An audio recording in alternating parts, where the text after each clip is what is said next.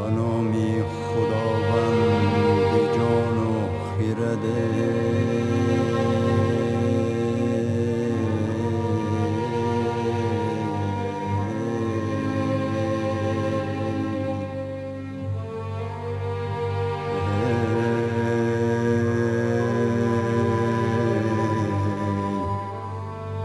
از این برتر اندیشه بر نگذرده.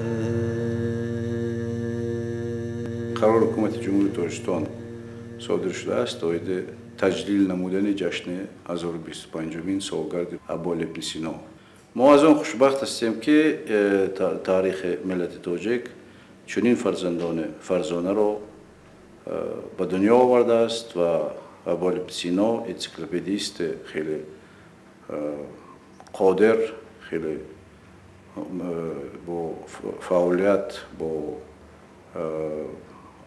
آثار خیلی غنیش در بین بزرگان انگشت شمار عالم جای گرفته است. من اینجا میخواستم یک فکر جناب عالی پرزیدنت جمهوری تاجیکستان محترم امام شریف رحمانوف را نیز بیارم. اونا در کتابشان با نام تاجیکان در مسیر تاریخ آورده‌اند که تاریخ ملت تاجیک از حساب چنین نمایندگانش مثل ابوال ابن سینا، عبدالله رودکی، ناصر خسرو، کمال خوجندی، بزرگانی که ما در ادب، در فرهنگ دریم داریم غنی می‌گردد و این تاریخ ملت تاجیک با حصه این بزرگ مردان از تاریخ ملت‌های دیگر فرق می‌کند. زمان سامانیان چون یک دولت تاجیکان به شمار می‌رفت، گفتم ممکن است که این زمان یکی از در تاریخ عموم بشری، در تاریخ عمومی حساب می‌شود چون یک عصر زرین فرهنگ ایران. این عباره از سید نفیسی است و یا که ایوی عجم میگویند اکبر توسن، چون یک کتاب نوشته بودن یک وقت با نام ایوی عجم، و یا شرقشناس خیلی معروف شویتزاری آدم میتز این زمان رو با نام رنسانس مسلمانی نام برده بود. قهرمان ما ابوال ابن سینا این آثار بزرگ انسانیت رو در زبان عربی خوانده بود و نه فقط خوانده بود بلکه هر یک کتابی که وجود داشت و ابوال ابن سینا رو مطالعه می‌نمود او توانست در درجه بلندتر دانشی که از این کتاب گرفته بود در درجه بلندتر تحلیل نموده، کتاب نوی نوشته و آیندگان میراث گذاشت.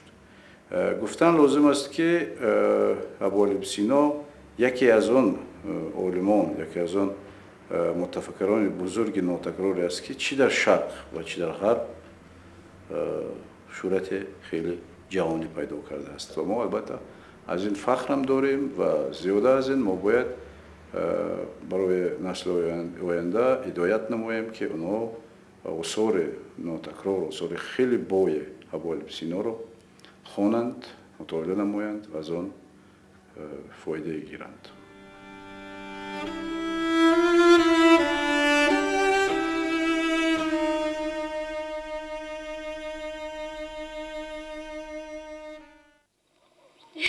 پسرمان باز تا سحر مطالعه کرده خوابش برده مانده است.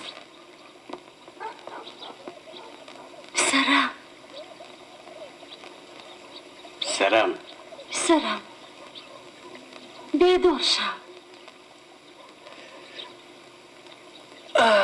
سحر شد. در را شوید. اینها سربازان امیرند، از پس تو آمدند. چی؟ از پس من؟ نخواد که داروهای من به امیر فایده نکرده باشند. گیر نمان پسرم. جان نکن. خاطر نکشید بیبی، من زود برمیگردم. خدایا.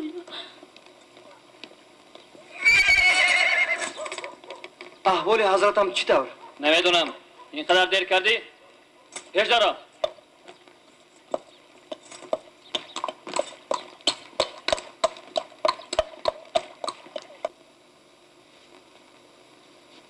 تو طبیبی حاذق بوده ای ابن سینا.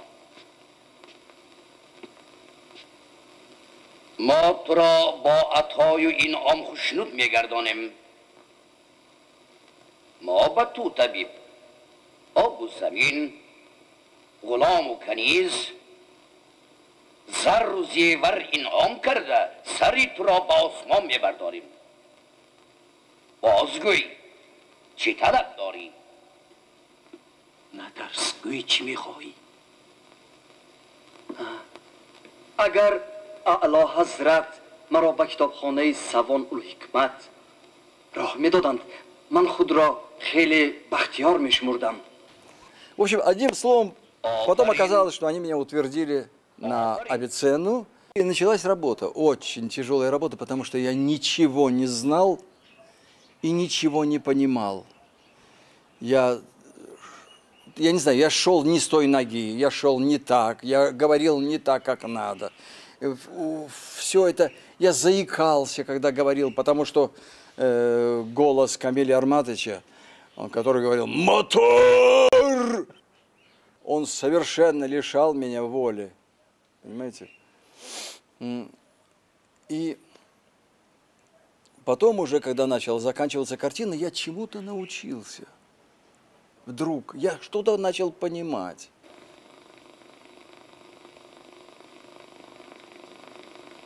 مرگیموش را من در چیزی که ایجاد کننده، محلول کننده، پیوند دهنده و خراب سازنده جسم هاست محلول کردم. ابن سینا با همعصراش بحث دارد. یکتاش ابن یمنی مثلا با ابوریحان بیرونی در یگان جا تیزیش راه نشده است. در بحث‌های علمی اونقدر تند میرفت که او کسی که در روبروش میشه او را به زانو میشناند. اونقدر وای میکرد که به او تسلیم میشد. در ادبیات و در سرچشمه ها این عقیده هست که مردی فاخر بود، مردی خودپسند بود، مردی جاه پرست بود. در مورد بحثی که با بیرونی داشت، در بسیار موردها با بیرونی جوابهای درست داده است. یا اینکه یک طبیب دیگر بود با نام ابوفرج بغدادی، در بحث ها و در نامه هاش به همین ابوفرج جوابهای درست داده است. اصلا گفته است که تو طب نمیدونی، علم طب نمیدونی. لیکن اگر با آثار خود ابن سینا تکیه کنیم، پی میبریم که این عیبنامه ها درست نیستند. چون که در مورد مسئله اگر ابن سینا مرد متکبر خودپسند می بود، در مورد بعضی مسئله ها نمی گفت که من این مسئله رو نمیدونم و از دیگر پرسید، از دیگر کس پرسید. اگر ابن سینا حقیقتا مرد خودپسند متکبر می بود، در گرد او، در اطراف او شاگردها جمع نمی آمدن. اگر ابن سینا حقیقتا شخص فاخر خودپسند می بود، من گمان میکنم که در دربارها هم راه نمی یافت. ولون که وی در همه مورد در دربارها راه یافته بود و به مرتبه های بلند هم رسیده بود. از جمله به مرتبه وزیری، یک بار نه دو بار به مرتبه وزیری رسیده بود. همین چیزها نشان میدهند که ما نمیتوانیم ابن سینا رو کاملا یک شخصیت متکبر، مغرور، خودپسند تفسیر کنیم. شاید در دوره جوانی، در اون موردی که درباره بحث با بیرونی و ابوفرج گفتم، آوان جوانی ابن سینا بود. 19-22 ساله بود. در مورد بحث با بیرونی 19 ساله تا حتی 17 ساله بود و در مورد بحث با ابوفرج 19-20 ساله بود.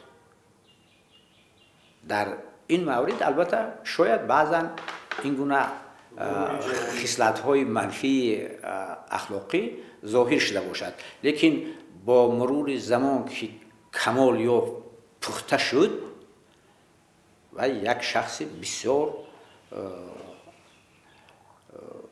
ملایم و مرحمت و مهربان شده بود و بنابراین هم در تربیه شاگردها سهمی زیاد می گرفت. با مردم بسیار مهربان بود، با خلق بسیار مهربان بود. وقتی که در اصفهان از خانه خودش به مسجد جامع می رفت، صبح می رفت برای نماز گذاشتن، با عبا و قبا و خلعت بسیار زیبا می پوشید و خوش لباس هم بود شیخ و آدم بسیار زیبا بود، بسیار زیبا که وقتی که می خرامید پایش به زمین نمی رسید و همه جامعه صف میکشید برای دیدن شیخ الرئیس بوعلی‌سا که یک بار ببینیم که چه قیافه دارد، چه چهره دارد. زیباترین انسانی زمان خودش بوده در عصر 10-11 در چهره، در قیافه از او زیباتر عموما در روی زمین انسان نبوده است. بسیار زیبا بوده است و خوشگفتار با مردم نرم، با جوانان، با طفلان، با زنان بسیار نرم گفتار و خوش گفتار و ملایم بوده است. نرم، تندی و تیزی نمیکرد با اونها. سلطان بزرگ من شما را به لطف و مرحمت خود مشرف کرده این عام و خدمت دولت پیشکش میکنند. ابن سینا تا به نظر من تا آن درجه به دربار میل داشت که تنها برای حمایتگری رساله هاش و حمایتگری و چی داشته میسر بودنش بر کتابخانه ها شاید باشد. بعد غیر از این به نظر گرفتن که دربار میدانی گفتگوهای فکری است. مثلا همه نظریه ها و فلسفه ها و چیزها در شهرها، در بغداد با وجود آمد که مرکزی عباسیان بود، در بخارا که سامانیان بود. دیگه این که او را خیلی همون چیزهای درباری هم استفاده میکردن. همچون طبیب که طبیب بود برای همه این حال لازم بود. بعد همچون دانشمند برای آن که رفاهیت زندگی رو در دربار خوبتر تشکیل کردن ممکن است. این یک. دیوم هم این که از بس که رفاهیت تشکیل می شود برای کارهای علمی هم شرایط خوبتر با وجود می آید. و همین دو سبب شاید وی کوشش کرده باشد که به دربار نزدیک باشد تا اینکه همین کارهای علمی رو برای کارهای علمی شرایط معنوی و مادی و خصوصا مادی پیدا شود.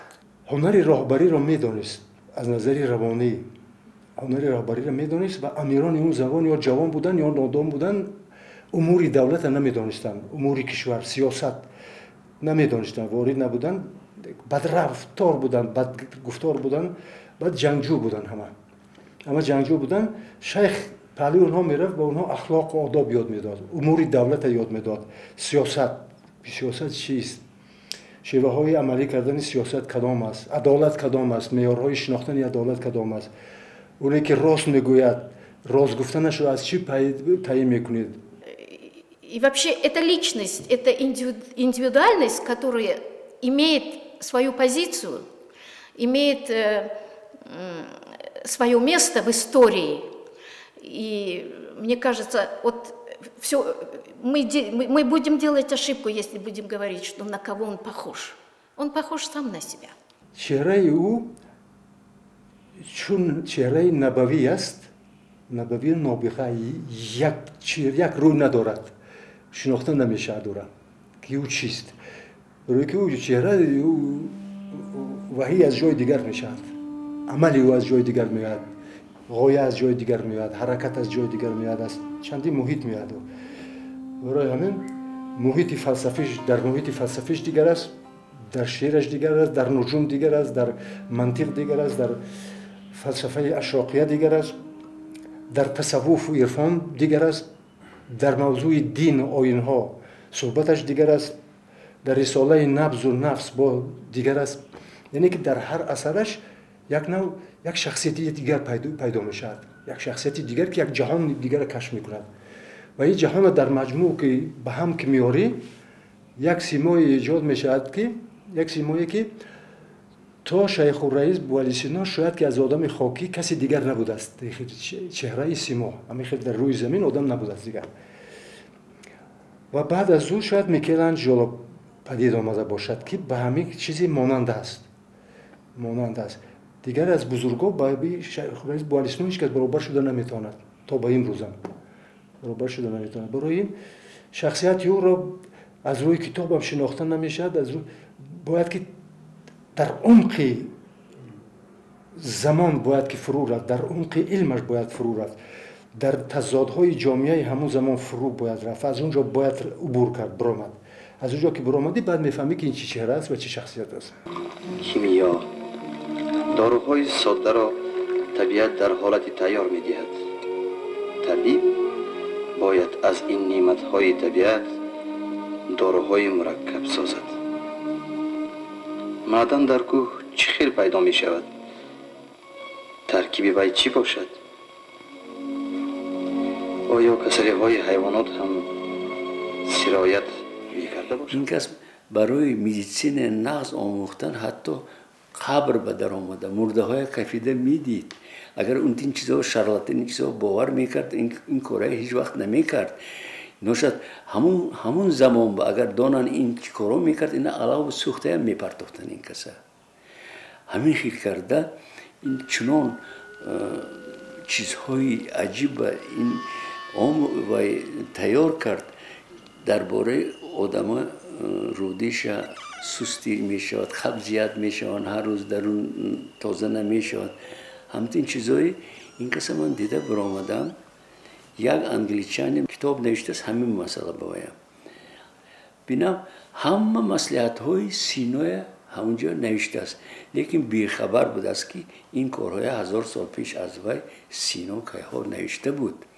سن من گفتم همون عالم با انگلیسی نوشتم که بسیار کتاب نغز نوشتید و افسوس که شما یگان مراتبه نام همین خیلی عالم نگرفتید، چون که فکر شما فکر وای همین مصلحت های شما عیناً یخیل بود. سن وای عذر طلبید و از من 10 تا کتاب پرساند. четко описывает, значит, мне говорят, плотная, твердая, бугристая печень ухта. Это рак печени. Он все признаки аламатой, он хорошо описал в свое время. Як чизи кашфиоти колонии ин олим. Хозер медицина ба, мигун нервизм, яни роли нервной системы, ждо баланд будагишес, и тарих ин аз Боткин сар мекунан. Лекин ман ҳамин қадар бисёр ёфтам ин чихел асаба менависад вазифаша ролаша ки ман докторим ба предисловие навиштам ки мы зря начали историю нервизма от Боткина, его надо начинать от Авиценны гуфта. فراغت و بیکاری نه تنها با وجود آورنده جاهلی و نادانی است، بلکه نیز در عین وقت سبب بیماری ها می باشد. برای ما جراحان از همه مهمش است که امروز ما کارهای داریم که اساسگذاری آن خود ابوعلی ابن سینا بودند. برای مثال در مقاله اکادمیک اعضا کارسپاندنت اکادمی فنون ریسپوبلیک تاجیکستان پولات فازان تایرویچ آمده است که کشادن ابسه ها یا خیلی که ما ابسیس میگوییم امروز این ایده خودی ابوعلی ابن سینا است و او با اصول جراحی آنها را میکشد. مقصد همین که فساد را از ارگانیسم برآوردن.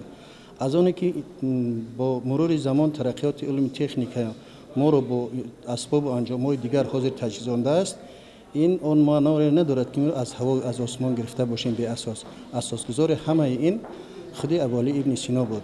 غیر از این در جراحی امروزه ما بسیار اسباب‌های را استفاده می‌بریم که با طرز ساده پریمیتیو نمیگویم به زبان روسی باشند، هنوز ابوعلی ابن سینا در عصر خود استفاده بود. مثال پنسیت برای داشته گرفتن اینها، اسکالپل ها یا کارت هایی که ما با آنها میبریم، سوزن های مخصوصی که با آنها جراح دوخته میشدند، طرز کارکرد جراحی با کدام درجه آوردن و بعد به یکدیگر نزدیک کردن. درباره آب قانون بمینویسد، چه آب تازه، کدامش ناس، کدامش بد، آب و چاه اونقدر نغز نمیگوید و آفتاب تاثیرش اونجا پست میگوید.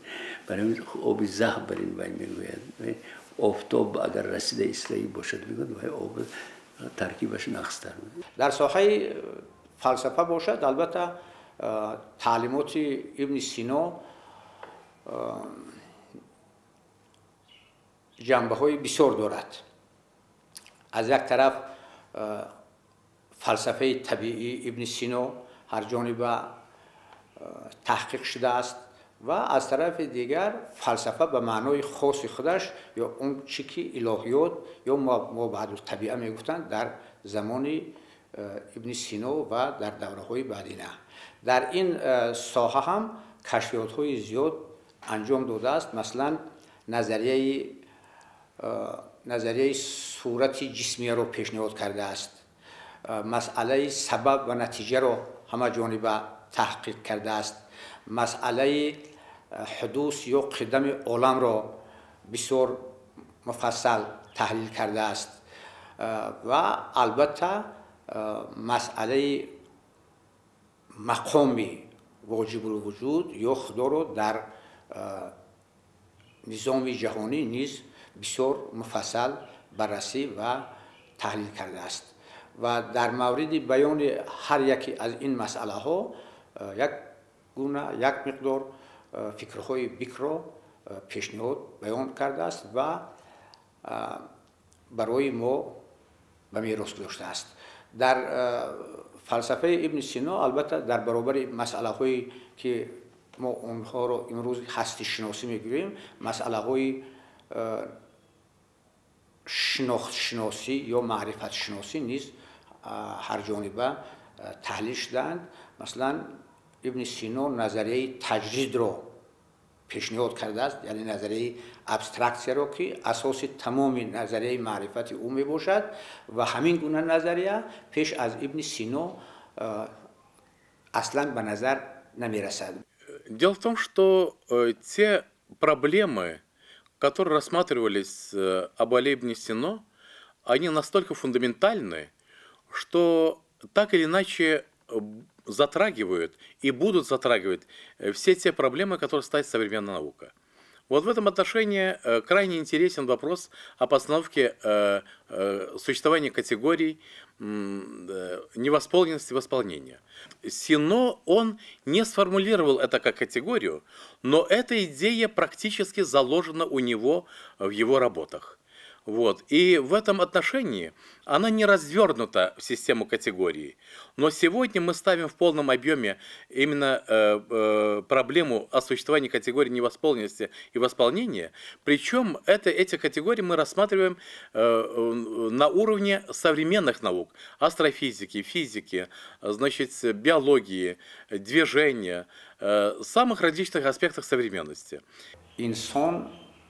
در فلسفه ابن سینا ایجادگری فرهنگ است.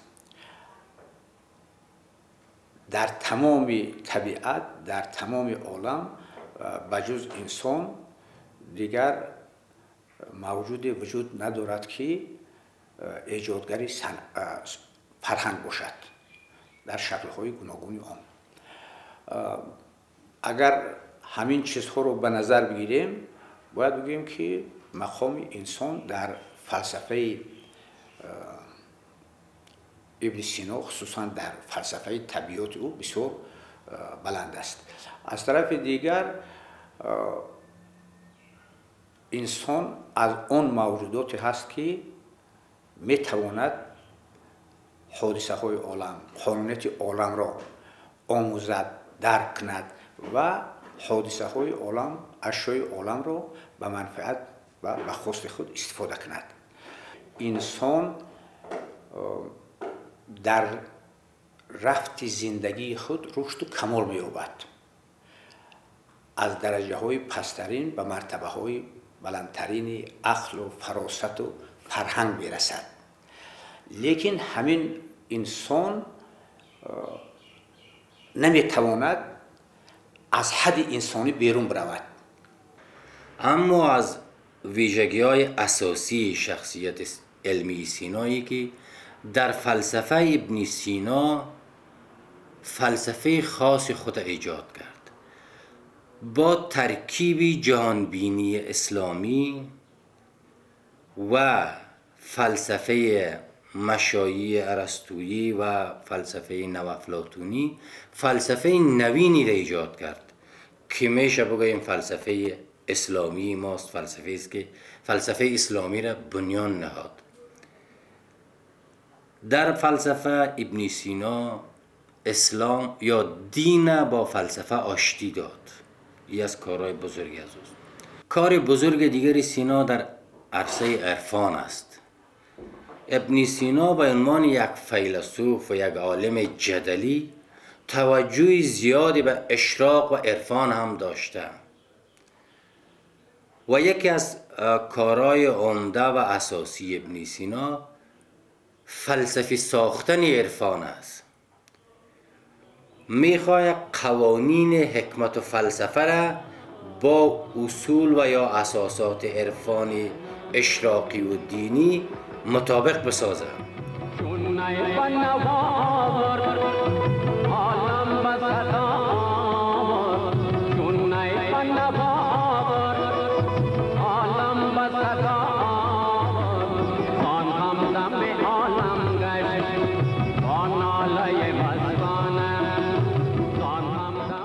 من اصلا میگویم که در تعلیمات ابن سینا تصوف نیست.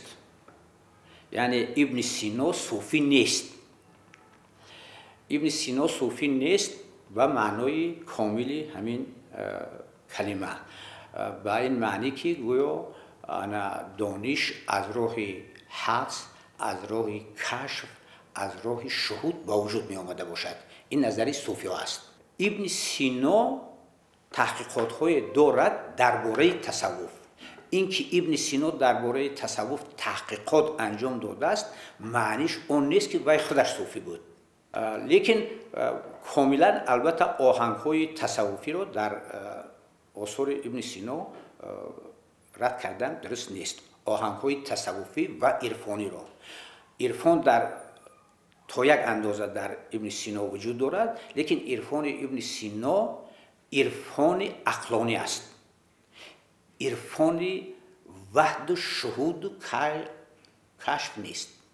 هم رساله های الهیده‌اش و هم رساله های انسیکلوپدیاش 41 نامگوی عدد رساله هاش به علم های طبیعت‌شناسی از جمله فیزیک، ریاضیات، هیئت شناسی، استرونومی، هندسه، گیومتری متعلق است. مشخصاً در این علم ها چیکار کرده است ابن سینا؟ اولا باید گوییم که بزرگترین سهم ابن سینا در علم فیزیک این نظر میل است. ابن سینا نظر میل پیشنهاد کرد که بعد از 400 سال ابن سینا دانشمند فرانسوی ژان بریدن عیناً همین البته آگاه بود، بنابر عقیده نشاندار سرچشمه آگاه بود، در اساس میل نظر ایمپتوس را پیشنهاد کرد که ایمپتوس عین ایمپولس است. ایمپولس که به نیوتن تشبیه میدن، ایمپتوس میل عین یک چیز است. یعنی حادثه حالت خود را نگاه داشتن جسم. و اولین مرتبه در تاریخ فیزیک ابن سینا با مثالهای مشخص و مثالهای عام فهم نشان داد که سرعت نور، سرعت روشنایی از سرعت صدا زیادتر است. البته گفته نمیتونست که 300,000 کیلومتر سونه، این ناممکن است، اما گفت که سرعت صدا کمتر از سرعت روشنایی است. در مثال رعد و برق، رعد و برق در یک وقت به عمل میاد که اول ما برق رو میبینیم، بعد از مدت بعد رعد رو میشنویم. درباره علامت تقسیم شوی عددها به 9 ابن سینا تنها خودش هم یک ابراز عقیده کرده است که در تاریخ ریاضیات با نام زدچ اویسنی، مسئله اویسن مشهور است که اگر عددها را جمع کنیم کدام عددها به 9 به بقیه تقسیم میشوند، کدامش 1 بقیه 8 بقیه، اینا نشان داده است. ابن سینا اسباب تفاوت کننده یعنی فرق کننده از اسرار ساخت، متاسفانه نام نگذاشت، اسبابش بود و بعد از 500 سال همین اسباب را عالم پرتغالی پدرو نونیز کشف کرد. ابن سینا تا اندازه به حد افراط هم رسیده است در این کار که مثلا از زیاده از 58,000 کلمه که در دانشنامه آمده است، اگر به صورت فایز و تناسب فایزی آنها رو ما گیریم، اگر 29 فایز آن عربی هست، 71% تاجیکی است. حال اون که اگر ما اثرهای فلسفی به زبان فارسی معاصر حاضر مثلا به زبان فارسی حاضر گیریم، تناسب کلمه های عربیش از 40-45% کمتر نیست. یعنی ابن سینا در اینجا یک کاری قهرمانی کرده است.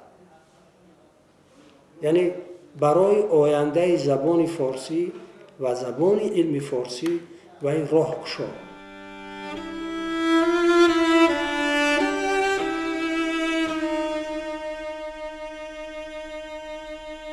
Эстетические взгляды Ибн Сина неотрывны от его поэтики, от его философии. И вот основа этой эстетики заключается в словах Ибн Сина: «О, если бы знать, кто я, и кош бидовнами киманкистами, саргашта даро ламас паи чистами».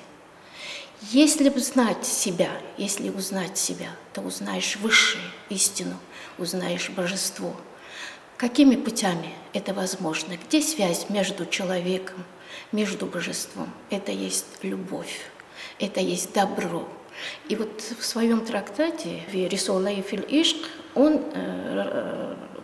раскрывает эту свою идею и говорит о том, что любовь является движущей силой в мире. И оно может быть связывающим этим звеном человека и божества. در اون اثری که رساله‌ای که عبدالواحد جوجانی حالات شیخ الرئیس نوشتن، در اونجا بسیار نکته‌های جالب آورده شده است که یعنی استاد شیخ الرئیس یعنی میگوید که استاد به موسیقی خیلی آگاهی کافی داشتن و خودشان مخصوصا حتی میگویند در اتاق کارشان میشستن و کدام ساز از کدام قسمت یا که منطقه صدا میاد آن را خیلی خوب میدانستند و اگر میگویند کسی که در جای دیگر اگر نواخته میشیش میگفتند که ساز اون ناکوک است، ناجور است و حتی البته این نکته ها و این اندیشه ها برای یک موسیقیدان حرفه‌ای است. بنیاد قطار آوازهای صاف را شیخ الرئیس به طور دقیق معین نموده است. از این رو در تاریخ تمدن موسیقی جهانی مشخصتر نمودن قطار آوازهای صاف در موسیقی با نام شیخ الرئیس در ارتباط است. در تاریخ تمدن جهانی مخصوصاً موسیقی درمان پزشکی هم از نگاه علمی با نام شیخ الرئیس در ارتباط است. این نظریه تحقیق علمی و بنیادی ابن سینا امروز در تجربه مثال گیریم درمان موسیقی جهان خیلی استفاده می شود و شیخ الرئیس خاطر نشان نمودند که یکی از عامل‌های رفع نمودن این کسله ها عموما موسیقی است و همین هم گفتند که در طبیعت دو خیل آوازها هست. گفتند آوازهای فیزیکی دو خیل آوازها، آوازهای غیر موسیقی و موسیقی است و اون آوازهای غیر موسیقی مثال غرش طبیعت، باد، طوفان، خوانش پرنده ها، اینها همه آوازهای غیر موسیقی هستند، لیکن قدرت نیروی آفرندگی انسان اینها را به یک ثبت نظام و ایجاد میبرند و آن را انسان ها در طول تجربه حیاتی خودش به یک نظم، به یک سیستم آوردند، به یک مجموع آوردند و آن را از ارتفاع کردند، ضرب ایجاد کردند و دیگر نهادهای موسیقی را بمیاند.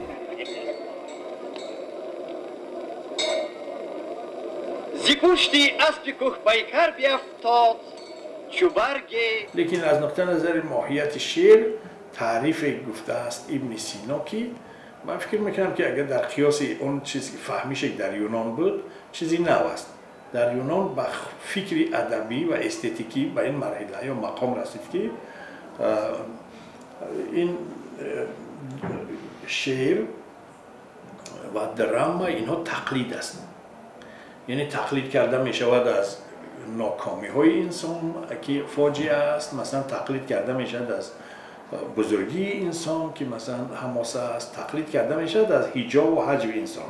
لیکن کلام مخیل میگوید که نزد اعراب وزن و قافیه هم دارد. برای میگوید که برای وی وزن و قافیه چیزی اصلی نیست، کلام مخیل است. از کجا به این نتیجه آمد؟ کلام مخیل ابن سینا از اینجا به این نتیجه آمد که شناخت شعر در نزد عرب ها و تاجیک ها و ایرانی ها هم از موقع کلام بود، یعنی گفتار، سخن. برای اینکه ادیب ها، فیلولوگ ها هم تعریف دادن به شعر. آنها گفتن که شعر این کلام موزون مقفاست، یعنی به اصطلاح امروزه واژه کلیدیش که این تعبیر امروزه است، واژه اساسیش همین کلام است. در ابن سینا کلام مخیل در اینجا کلامی موضوع مقفا. و بعد میاییم سر خود شعر شیخ الرئیس بوعلی سینا. سر شعرش میاییم که اون چیزی که همچون شاعر ایجاد کرده است. شعرهایی که به دست ما رسیدن از غزل، رباعی، قطعه های تاریخی، قصیده عینیه، قصیده بزرگترین شیخ الرئیس قصیده عینیه است. همین ها هستند که در لغتنامه ها و در تاریخ ها و در جاهای گوناگون باقی ماندند. یعنی این اثرها تأثیری بسیار مهمی داشتند در تاریخ ادبیات ما. همین موضوع سیر عقل را انکشاف دادن. در واقع زیادتر علمای روس و علمای فرانسه هم یعنی خیلی عقیده داشتن که شاید شیخ الرئیس شعر هم نگفته باشد و از روی آزاداندیشی شیخ را استفاده برده بعدا شعر ساختن و از نام شیخ الرئیس اونها را انتشار دادن. شاید تا جای این امر جان هم داشته باشد، چون از شعرهایی که به نام شیخ الرئیس بوعلی جمع آوری شده بودند، اونهایی که مال شیخ نبودند اونها را خارج کردند. هم براند خارج کرده بود و هم زن اونها را از ردیف اشعار شیخ خارج کردند. این خیلی است که از همین رباعی هایی که به ابن سینا نسبت دارند قریب همشون مشکوک هستند. از بس که یک مقداری اینها اکثرا به ابن سینا چی کردن، ما حقوقی بیان نداریم که بگوییم نه اینها هم نیستن از ابن سینا، هرچند که از مأخذهای با اعتماد نیستن. بنابر همین ما البته شعری چیزی و ایرو بعد عبرت آموز هم هستند.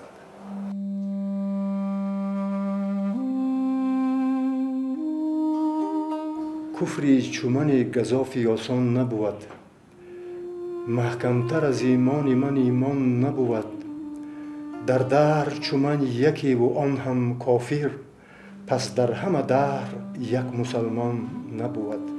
با دشمن من چو دوست بسیار نشست، با دوست نبایدم دیگر بار نشست. پرهیز از آن شکر که با زهر آمیخت، بگریز از آن مگس که بر مار نشست.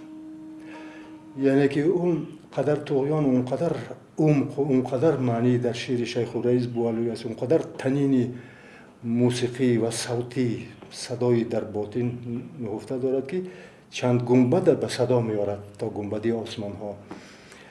و اگر در شعر شیخ الرئیس اگر در کارهای زیادی مشغول نمیشد، در امور دولت، در نصیحت مردم، در راهکشایی مردم، در گرهکشایی علمهای گوناگون زمان خود اگر زیاد مشغول نمیشد، شاید بزرگترین شاعری فارسیگو شیخ الرئیس بوعلی نه تنها در مکتب‌های عالی بلکه در صنف‌های بالایی، مکتب‌های میانه به شکل متن‌های آسان کرده شده یا اینکه اونها را ادپتاسیون میکنن به دانش بچه‌های مکتب میانه با آوردن لغت‌های نوفهمی همین چیزها، حتما ما باید در آینده همین کار رو کنیم و عموما متن‌های فلسفی رو حتما ما باید به این برنامه‌ها داخل کنیم.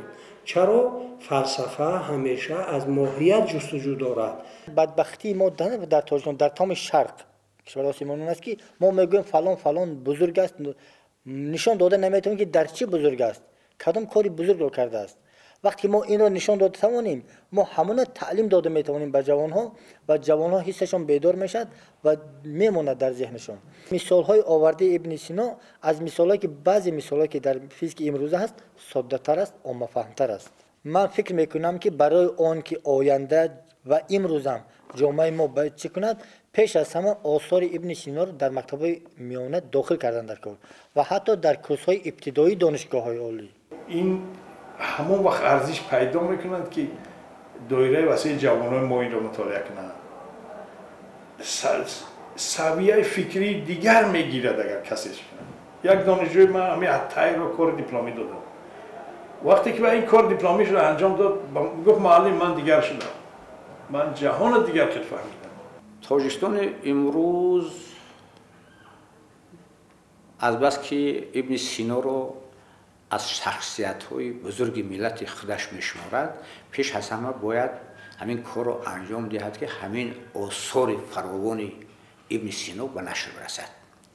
برای این پیش از همه آثار ابن سینا رو از تمام کتابخانه‌های جهان گردآوری کردن در کار.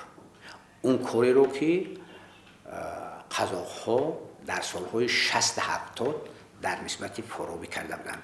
اونها تمام آثار فارابی و تمام تحقیقاتی که درباره فارابی در جهان انجام یافته بود اونها گردآوری کردند. یک مرکز مهم فارابی شناسی ساختند. برای ما هم پیش از همه ضرور است که همین کار رو انجام دهیم، یعنی تمام آثار ابن سینا رو جمع آوری کنیم و تحقیقات ها رو درباره اون نیز به دست بیاریم. و در نوبت دیوم اگر امکان داشته باشد یک مرکز سیناشناسی تشکیل بدیم. من فکر میکنم که ضروریت تاسیس فوند ابوال ابن سینا آمده است، بنیاد ابوال ابن سینا، و در دایره این فوند ما باید کوشش کنیم در نزدیکترین سالها همین کلیات به 2 زبان و اگر امکانیت باشد بعدتر به زبان انگلیسی نیز در زمینه همون فوند ابن سینا اگر ما تاسیس داد توانیم باید به اجرا رسانیم. و اگر ما توانیم که ملت خودمان را، خلق خودمان را، خلق جهان اگر توانیم که کمک چهره سینایی ببخشیم، اخلاق سینایی، حقیقت سینایی، خیرت سینایی اگر به مردم اهدا کنیم، اگر همه مشکلاتشان آسان میشه. همش مشکلش آسان میشه. راه ما همین است.